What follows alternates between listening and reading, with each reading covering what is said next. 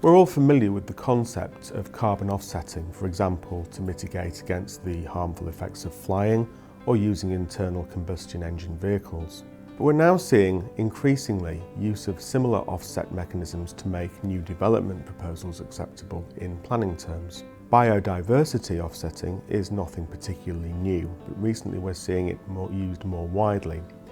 It's traditionally been used as a last resort in the mitigation hierarchy, to be adopted only after all measures have been taken to avoid and minimise development impacts on the living environment, and to rehabilitate or restore biodiversity on the development site itself. But another offsetting requirement we're dealing with recently involves nitrates offsetting, particularly in the Hampshire and New Forest area.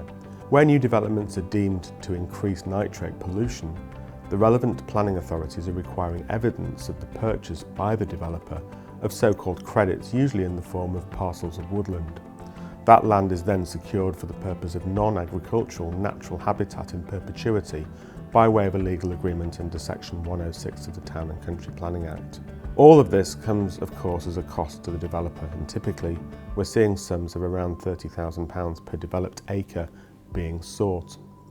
The developer has to procure the credits from a third party who has already agreed with the local planning authority to provide the mitigation land. As well as adding a further layer of complexity and planning approval and legal documentation to a new project, this necessitates the developer having to conclude a commercial deal with the credits provider. If you would like any further information about this or any other planning matter, please do not hesitate to contact myself or one of my colleagues in the Rolletts Planning and Development team.